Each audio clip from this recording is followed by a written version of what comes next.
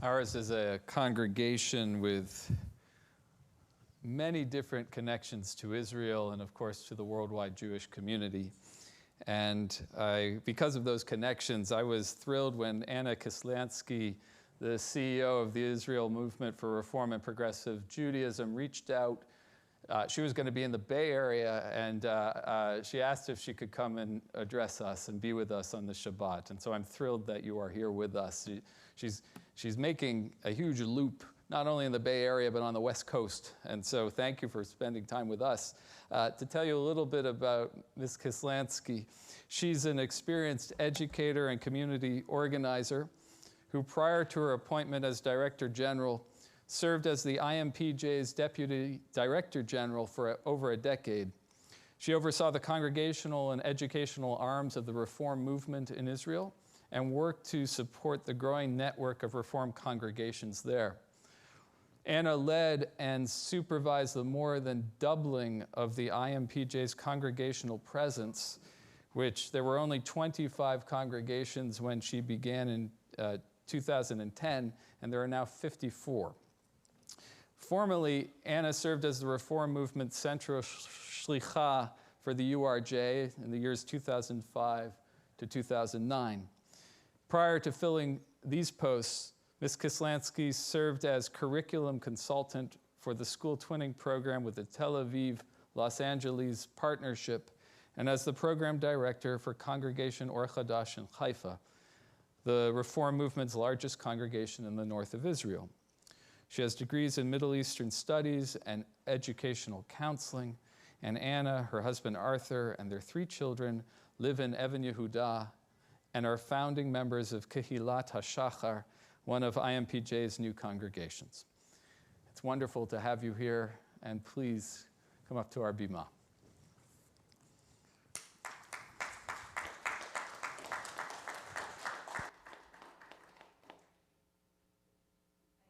Add a word and you're already clapping. So it's a warm place. Thank you, Toda Rabba. It's a very warm place, and thank you for having me here. Shabbat Shalom. It is a pleasure. Bereshit bara Elohim et hashamayim ve'et haaretz. In the beginning, God created heaven and earth, the earth being unformed and void, with darkness over the surface of the deep, and the wind from the Spirit of God swept over the water. This is how the first 2 verses of the Bible begin, and the first chapter of our first Torah portion of the new Jewish year in Genesis, or Bereshit. The year is 1978 in Jerusalem, and I start 2nd grade at a state elementary school, where I receive my first book of Torah. I am sitting in a classroom with 30 other Israeli kids and find myself amazed by the story of creation. In the beginning, God created the heavens and the earth, the teacher calls out with dramatic emphasis, and I sink into dreams and try to imagine what chaos looks like, what is the abyss, and mostly try to draw God floating above the surface of the water. But what was before the first sentence of the Bible? And in this sentence 0, before the skies and the earth and before it all began. Over the course of my years in the public educational system in Israel, from that same day that I first received the book of Torah and until the last day of my studies in high school, I learned the stories of the Bible with great enthusiasm.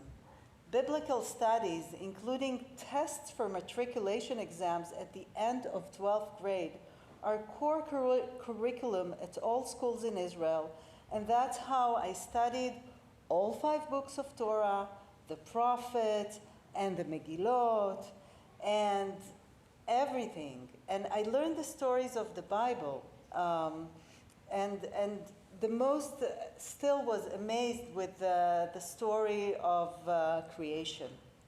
As I rethink the years of my childhood, I'm brought to the summer of 1995.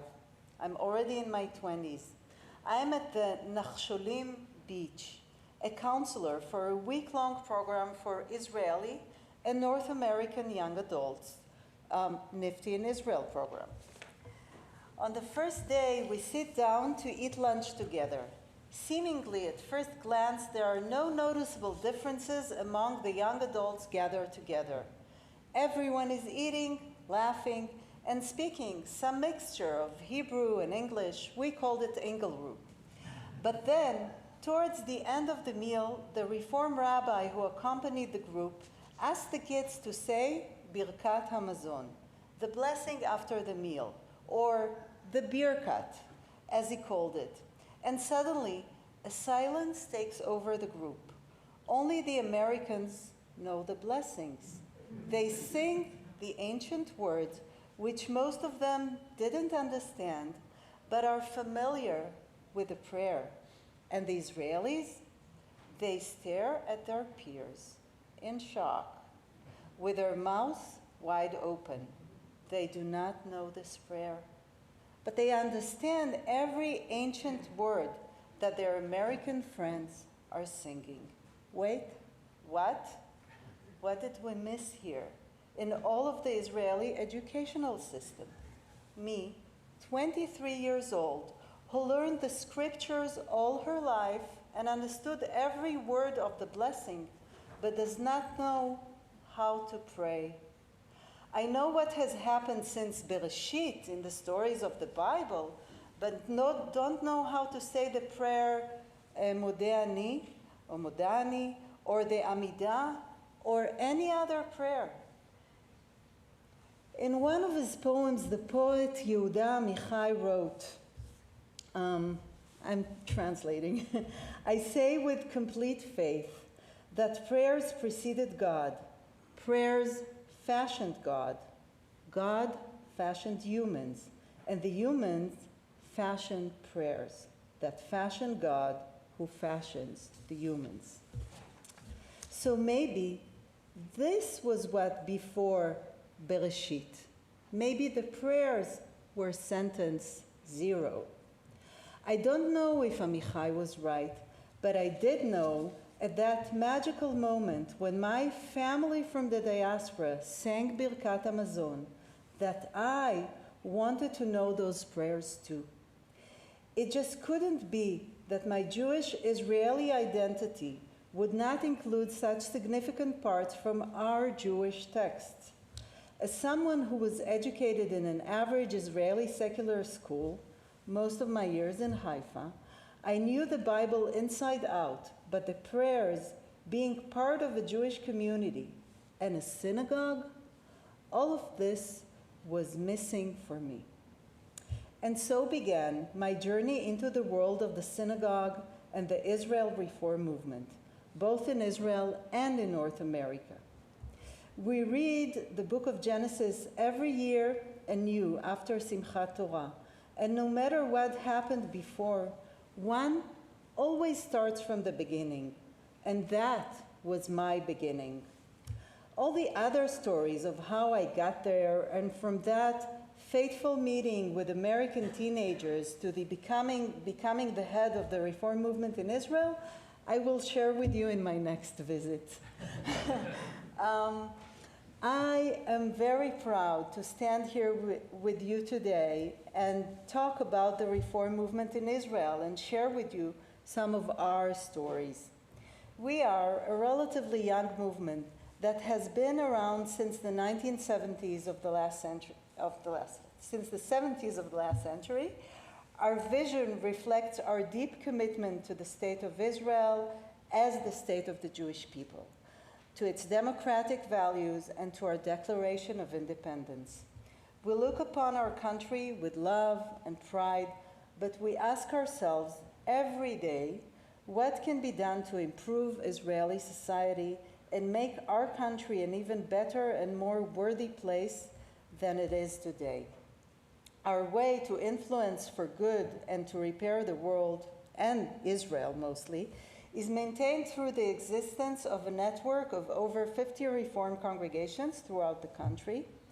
Over the last decade, as was mentioned before, we doubled the number of our communities, and by doing so, engage a larger public with our liberal Judaism.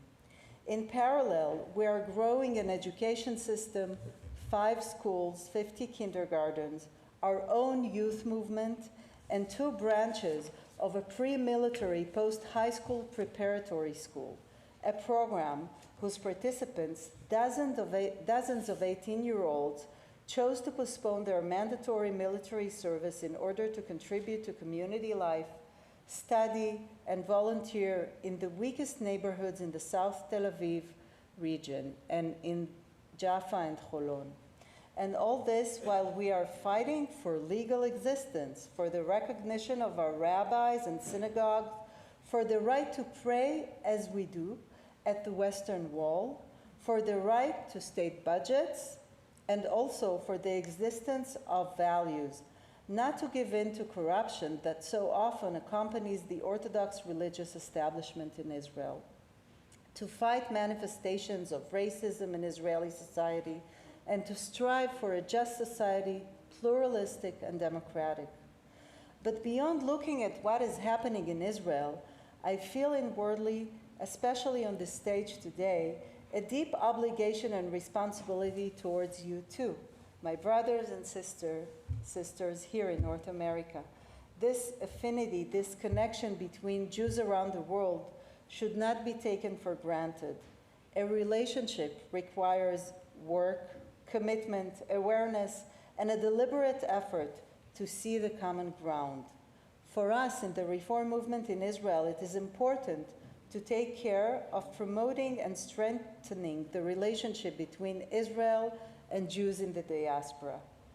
Whether in times of distress, in which we deal quite a bit lately due to the absorption of immigrants and refugees from Ukraine and Israel, or in times of prosperity, in which we encourage the existence of connections between our communities in Israel and our communities in the diaspora through a special project, a special twinning project that is called Domim, alike in English.